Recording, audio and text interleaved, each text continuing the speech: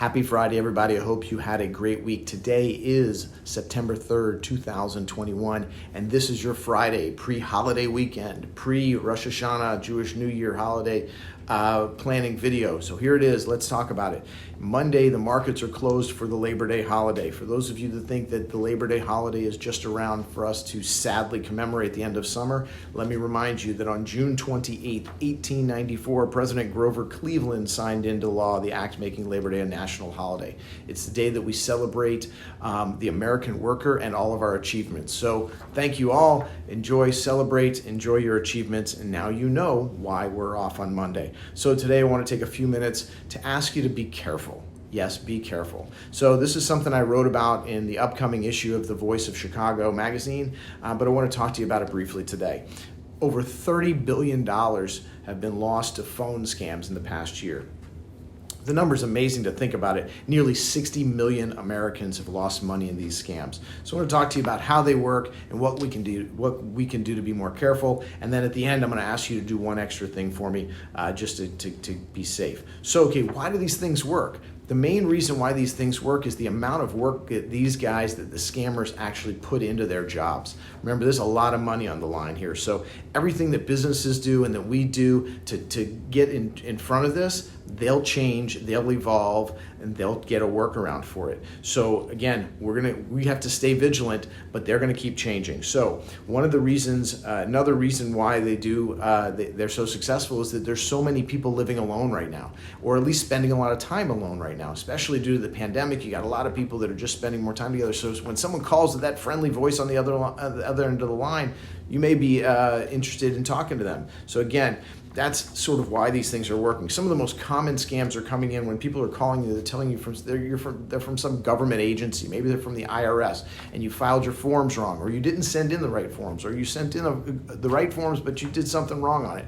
Whatever it is, they're going to take the small bit of information that they are able to get, public record stuff.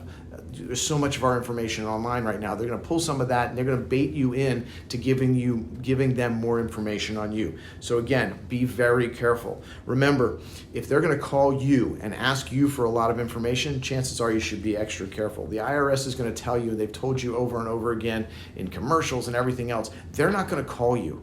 The IRS is going to reach out to you by mail, and that's something that you can keep an eye out for, obviously, but very rarely is the IRS going to actually make a phone call to you, and they're certainly not going to ask you a whole bunch of questions. So here's a couple of quick ideas to protect yourself. First of all, don't answer phone calls from people you don't know. Now, again, that sounds really easy, especially these days when you've got a lot of the phone calls that come in, they come in from numbers that are close to your friend's number, or they look just like your friend's number. I've even gotten calls from myself. Sometimes the caller ID says it's myself calling. It's very strange. So just remember, if you don't know the number, let it go to voicemail. Let them leave a message. Let them call back. The fact of the matter is even if you've won the most recent community raffle, they'll leave a message and they'll call you. You're not going to miss out on that. So be careful with that. There's some call blocking technology available now. Check with your phone companies. Those are some things that'll help as well.